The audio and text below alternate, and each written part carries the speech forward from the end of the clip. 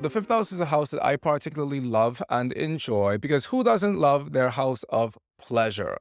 The fifth house is associated with pleasure from a traditional astrological perspective because, as you know, up until this point, all of the houses derive their meaning based on the application of the Chaldean order through the 12 houses. The Chaldean order are the 7 classical planets that are visible to the naked eye, starting with Saturn and ending with the moon.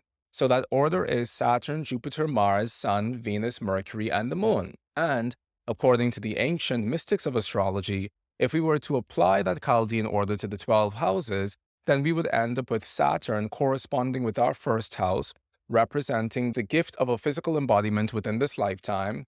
Jupiter corresponding with the second house represents the gift of our mother's breast milk, which is the second thing that we experience once we come out of the womb within this lifetime. The third house would correspond with Mars, representing our blood relatives, our brethren, as well as pilgrimages, all of which are things that correspond with the third house. The fourth house would correspond with the Sun, since we know the Sun corresponds with the Father. And finally, we arrive at the fifth house, which is the house of pleasure. The next planet that naturally will correspond with the fifth house is going to be Venus. Venus, as we know, is one of the names of the ancient goddess Aphrodite, and Aphrodite is the goddess of love, of opulence, of sweet-smelling things, and of the finer side of life. So we associate Venus with the fifth house because the fifth house is representing pleasure, the sweetnesses of life, the things that we do not necessarily because we get paid to do it, but the things that we do purely because of the tactile and the internal sense of enjoyment that we get from those things. This is why the fifth house is corresponding with everything that we do for pleasure, whether it is going to a bar, going to a restaurant, going to a theater to watch a stage play, going to a field to watch a football match. It corresponds with dance and music and everything that we do to take the edge off of the sharpness that we oftentimes associate with this earthly embodiment. Now, interestingly, the fifth house is corresponding with food just as much as the second house corresponds with food. But there's a difference between how we associate food in the second house and how we associate food in the fifth house. As far as the second house is concerned, food in the second house has to do with food that we need in order to survive. Food in the fifth house has to do with food that we don't need, but food that we enjoy eating as a means of creating a greater sense of pleasure within our lives. So, if the second house represents your vegetables, then the fifth house is representing your cupcakes, because the fifth house has to do with everything that we do purely for the sake of enjoyment. And if you eat vegetables as a source of enjoyment, then the fifth house is going to represent that as well. The other attribution of the fifth house is that the fifth house is also the house of children.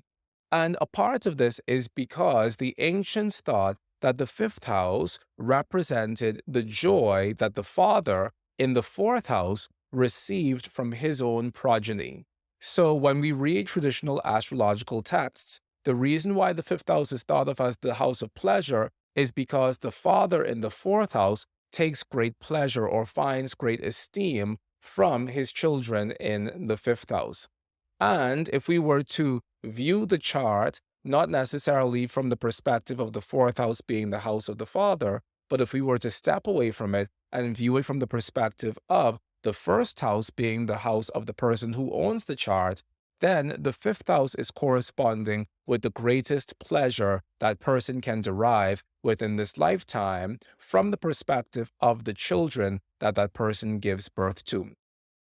Now, earlier I said that the father derives joy from the fifth house, and that's why we have the fifth house following the fourth house. But from the perspective of our own father, the fifth house is the second house of the father.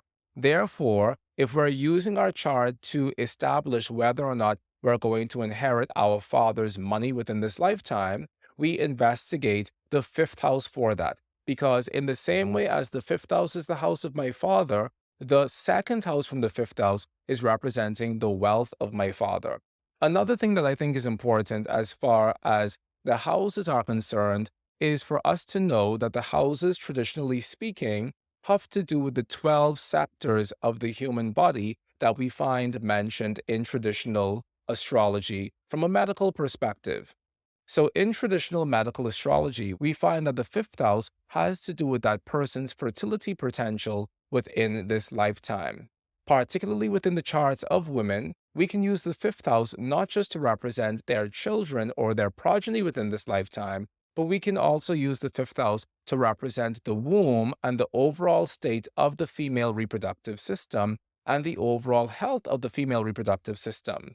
And very often, when we find afflictions occurring within the fifth house, and if those afflictions are corroborated by challenges occurring to the ruler of the fifth house, we also find those challenges manifesting within the larger reproductive health of the women in question. I don't really have the same thing to say about the charts of men. I think one of the reasons for that is because primarily my client base has not consisted of men over the last umpteen years. But in general, the fifth house within the charts of a man would also be significant of his children within this lifetime. But within the charts of women, it carries this double duty of not just being significant of the children, but being significant of the overall state of her reproductive health. Now, we also know that the houses are also representing the terrestrial spaces of joy of the seven classical planets of Saturn, Jupiter, Mars, Sun, Venus, Mercury, and the Moon. The fifth house is not only the house that is associated with Venus from the perspective of the Chaldean order being taken through the houses, but the fifth house is also Venus's terrestrial house of joy. Therefore, we have this double emphasis of Venus when it comes to the fifth house because Venus is both finding her natural association with that house based on the Chaldean order, but Venus is also finding her terrestrial house of joy within that house. So, in all ways, the fifth house is symbolizing pleasure and all of the things that we do within this lifetime to attain a sense of pleasure as well. Within traditional Indian astrology, there's this idea that there is a distinction made within our 12 houses between a marriage based on love as well as a marriage that has been prearranged. And the reason for this is because the idea of the arranged marriage is still something that is very prevalent within Indian community and within Indian culture today. And even though that is something that's held within Jyotish, it is not something that we hold within our own practice. So when assessing the topic of love within the horoscope, the fifth house is not one of the houses that we assess. It does not matter the quality of your relationship with that person. It's just not something that we do. Finally, as far as the houses are concerned, every house is having its associations from a traditional astrological perspective. The planets that have a naturally analogous relationship with the fifth house are going to be the benefic planets, which are Jupiter, Venus, and the Moon.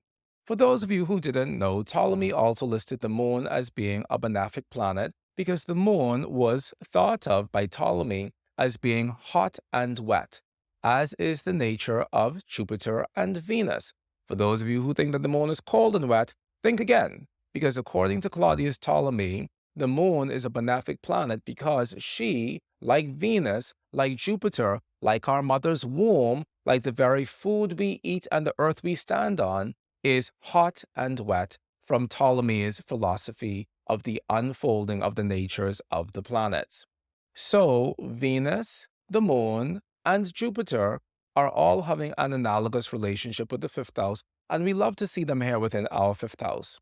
Mercury might also be thought of as having an analogous relationship with the fifth house, primarily because Mercury is representing young people in general. And what is the fifth house if not the house of youth? The planets which do not have an analogous relationship with the fifth house are going to be any of the malefic planets, because all of the malefic planets represent a different level of destruction. Very often, when we find Pluto in the fifth house in a chart in which the ruler of the fifth house is also afflicted, that can represent a person who made a very conscious decision within this lifetime not to become a parent. When we have Neptune in the fifth house in a chart in which the ruler of the fifth house is already afflicted, that can represent there being some illness associated with the womb or some illness associated with our children. Uranus in the fifth house, in a chart in which the ruler of the fifth house is already afflicted, can represent the likelihood of there possibly being a story of infertility that could only be breached or that could only be addressed through some scientific or medical intervention, such as IVF. Saturn within the fifth house is seen in charts where the story of children or the story surrounding the children within the life of the native is representing one of the greater challenges that the native has to face within this lifetime.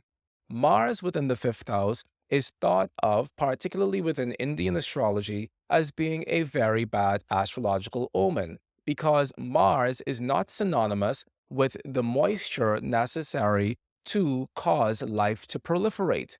But Mars, as a hot and dry planet, is representing barrenness within his own nature.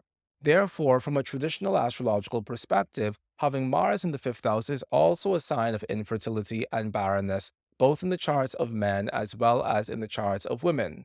The Sun in the fifth house is also thought of as being particularly challenging, not because the Sun is an evil planet per se, but because the ancients always held that the Sun was evil or malefic by direct contact. And when we find the Sun within the fifth house, we also have a story of the womb potentially being dry from a metaphorical perspective, which is meant to signify that the womb does not have the vital moisture necessary in order to be fecund or in order to proliferate life. The thing with the Sun in the fifth house is that when we do have the Sun in the fifth house, while it may cause us to have no children at all, if the chart does support the larger story of childbirth, it may cause us to have only one child.